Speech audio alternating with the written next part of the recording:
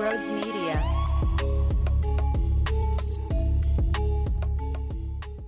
What a way to start the new year, huh? Wow. 20-10. Lost to the New Orleans Saints at home. And the way that you lost, you get embarrassed.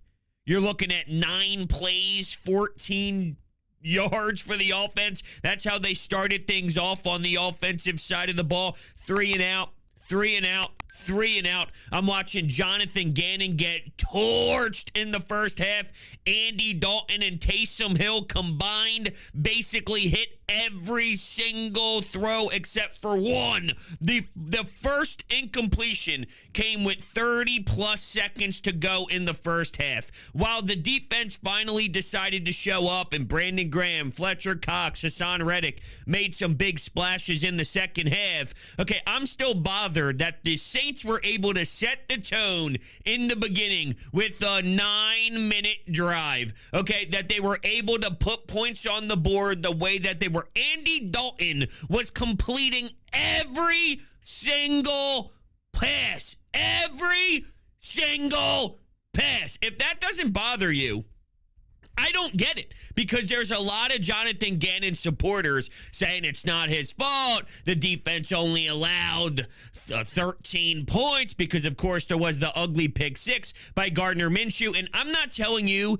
that the defense is my number one priority today, okay, because I don't think the coaching staff helped out Gardner Minshew. But quite frankly, Gardner Minshew sucked. I don't think you could win with that level of quarterback play. It was horrendous, and I'm stuck. Because, you know, I look at a backup quarterback and I go, well, you're a backup quarterback for a reason, right? You are not a starter, and you are not a guy that gets the ball a lot because you're not very consistent at your job. At the same time, how do you go from what you did on the road against the Dallas Cowboys to that?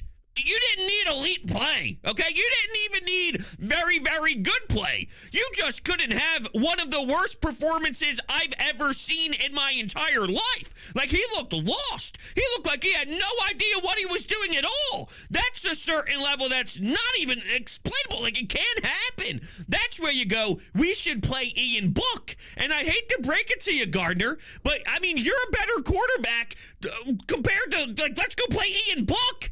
Like, you have more in you, even with your limitations, even with the knowledge of knowing that you are a backup quarterback. You gave us, we should go to Ian Book. So you got to look at yourself in the mirror and recognize that you let your team down big time. Because while I'm disappointed that maybe Nick Sirianni didn't lean on the run game a bit earlier and they forced him to throw the ball sometimes, and it's like, yo, dude, you know you have a backup quarterback. You know what your offensive line, even with Lane Johnson out, you know what they're capable of doing, and you should be able to, you know, pound that defense in and use that run game. I'm totally okay with that assessment and being a little bit disappointed in the coaching staff. At the same time, you know, Gardner sucked. Like, sucked. I just want to make that very clear. They didn't seem prepared, though, as an entire team. So this is what bothers me, too, about the Gannon thing. While at the end of the day, the offense didn't do enough, and the defense did hold you in it, you get the big bomb to A.J. Brown. What was that, 78 yards or so?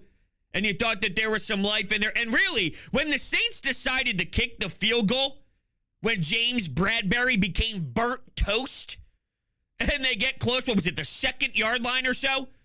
Somewhere in that range, right by the goal line. They kick the field goal. Every Eagles fan and their mother goes, oh, wow. That was stupid. That gave us some life. So I thought that we were going to circle that part of the game as soon as A.J. Brown scored that touchdown and say that's where the Saints lost it. Because going up 17-0, that low blow, and I'm pointing that out because Gannon kind of escaped. Gannon got a bit lucky because of the bitch play calling by the Saints. It probably should have been 17-0, and who knows how that changes some things. But even when it was 3rd and long, The defense allowed 11 yards, which put the Saints in field goal territory. Now it's 10-0. They kick a field goal instead of maybe if you keep your foot on the gas a little bit, you don't allow them to get 11 yards when it was about 3rd and 16. Now they're in field goal territory. Now it's 10-0. Like, these details matter in my eyes when we assess what Jonathan Gannon is. Andy Dalton blows. The fact that he's making every single throw because there's so much space, I don't want to hear it that Avonte Maddox is here. I don't want to hear it that C.J. Gardner-Johnson is here. I'm aware of it all. But that portion of the game, it sets the tone. If you had BG, Fletch, Hassan, if all that stuff happened, and the sacks and the meanness and the toughness that the defense played with, if that happened to start the game, I don't think the Saints look the same way the rest of the time. Like, it matters to me that that's what you allowed the Saints to do to start off the game. It gets the link out of it. It gets the fan base out of it. Not that the offense was great when they got out there because they were constantly going 3 and out. But when your defense is constantly on the field because you're letting them dink and dunk and keep themselves on the field, it plays a role.